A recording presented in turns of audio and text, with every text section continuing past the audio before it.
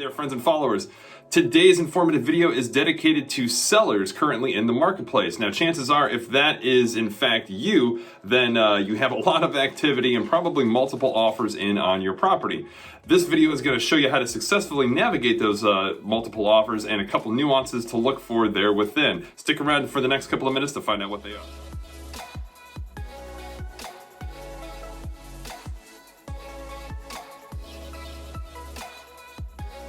As always, thanks for tuning in and checking out the videos. So yes, as previously mentioned, if you are currently in the real estate market trying to sell a property, then chances are you're not having a difficult time. Due to the lack of inventory and the fierce competition out there, it's not unusual to get slaughtered with not only showing requests for your property, but as well as multiple offers coming in on that property. Being able to leverage the marketplace to your advantage is huge right now, but with multiple offers comes all kinds of different scenarios. With that being said, there's a couple of things that I'd like to go ahead and outline when looking through different multiple offers on a given property. Here's what they are. First item that you're going to want to check out is for any contingencies in the buyer's purchase. Now, essentially, a contingency is something that a buyer has to fulfill before they can go ahead and move forward on the purchase of your home.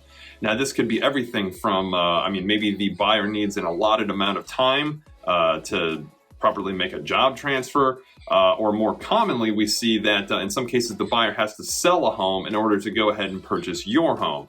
Nonetheless, you're going to want to be aware of any contingencies that the buyer has in their purchase offer to make sure that it coincides with your situation and your time frame as well. Second item up is going to be the purchase price. Now, yes, it seems that this is the most obvious and important part of any purchase offer is the price.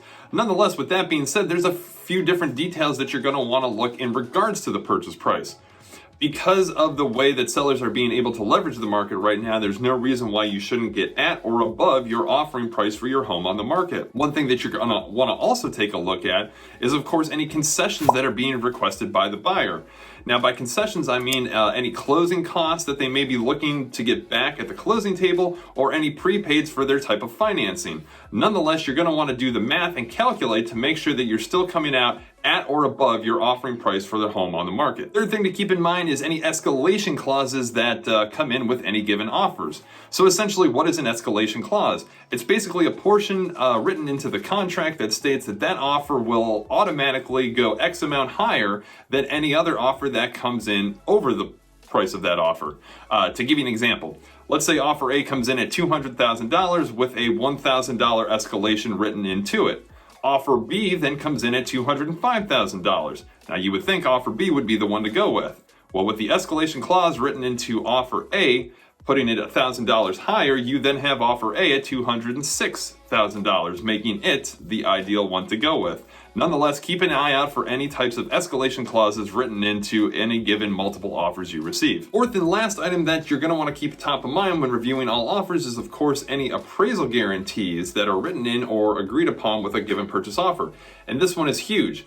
Now, in this type of marketplace where we're seeing people try to outbid one another, it's not uncommon to also see them excessively paying over the offering price for a given home. Essentially, with any finance-backed offers, at some point in the transaction, you are going to run into the appraisal. The job of the appraisal is to regulate and keep control of the prices of homes being sold in the marketplace.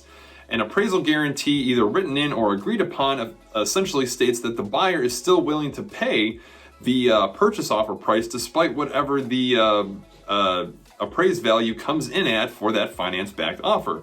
Now, this as a seller is huge for a couple of different reasons. Not only does it create that safety net that the buyer is still willing to shell out any funds on hand to go ahead and meet that purchase offer, but it also shows the willingness and seriousness of that buyer stating that they're still willing to pay whatever difference that amount may be. So there you go, my friends. Those are some great tips to keep in mind when reviewing multiple offers as a seller in today's marketplace. If you have any further questions or would like any further explanation, feel free to drop a comment below. I'd love to give you any guidance whether or not you are listing or working with me. As always, like and subscribe to the page to keep up to date with everything real estate related here in the Ocala-Marion County area. As always, thanks for tuning in, checking out the videos. We'll catch you guys on the next.